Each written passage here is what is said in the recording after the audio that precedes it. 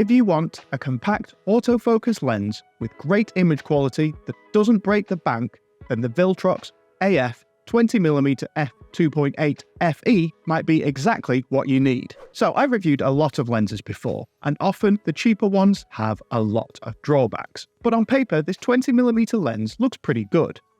It's a good start that it's a Viltrox lens, as I've liked all the lenses of theirs that I've used before, especially the 23mm f1.4 for Sony APS-C. But for only $160, this is by far the cheapest one that I've used.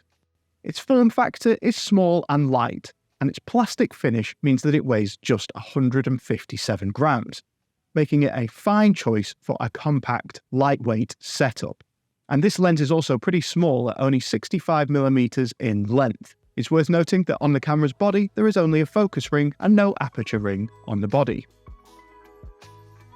In the box, you get the warranty card and documentation, a carry pouch, and the lens itself. It comes with a plastic lens hood and has a 52mm filter thread with a 19cm minimum focus distance.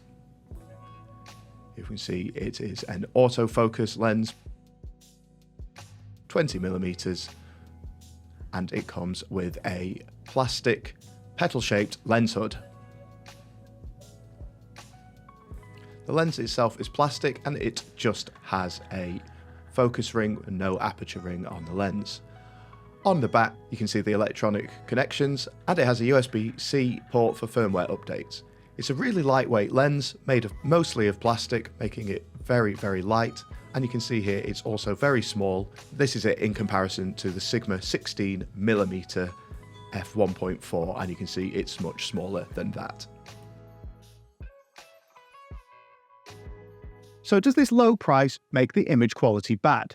Well, you can judge for yourself from all the examples in this video, as well as the in-studio video that you're watching, which has been filmed entirely on this lens. And you can see that the image quality is crisp and sharp.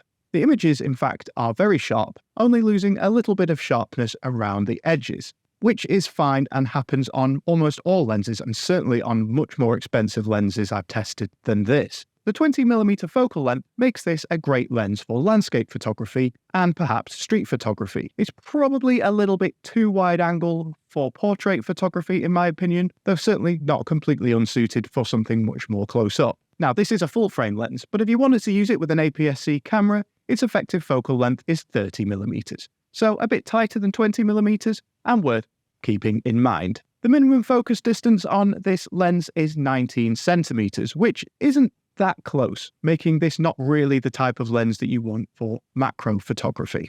And you need to be a reasonable distance from your subject to get it in focus. And for more camera and lens reviews like this, please subscribe to the channel and drop a like on the video, as it helps me out a lot. So now onto the autofocus of this camera. There is a new era of cheaper autofocus lenses hitting the market, which is great. But I have found that some of these cheaper autofocus lenses have struggled with slow, wobbly and inaccurate autofocus, a byproduct of them being so cheap, I suppose. Thankfully, this isn't the case with this lens. Now, I'm not going to say that it's perfect, but it's pretty comparable with more expensive lenses, and for the price of this lens in particular, you can't really have any complaints.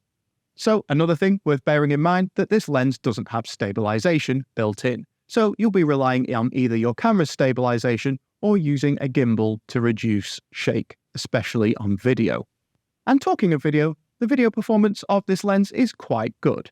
It can look a little soft, especially in comparison to the sharpness it achieves with stills during photography, but I do think this would make a great lens for vlogging, as it's easily wide angle enough to get plenty of your background in shot. And it has the added bonus of being so light that it's very easy to carry around. So overall, the Viltrox AF 20mm f2.8 is a great full-frame option considering its price. If you're just dipping your toe into full frame for the first time, then for $160, it's a fantastic place to start. With a good autofocus system and sharp images for just $160, this lens is well worth the money. Are there any other entry-level full-frame lenses that you use? Let me know in the comments below. But But if you've enjoyed the video, please consider subscribing to the channel and dropping a like on the video. But until next time, see ya.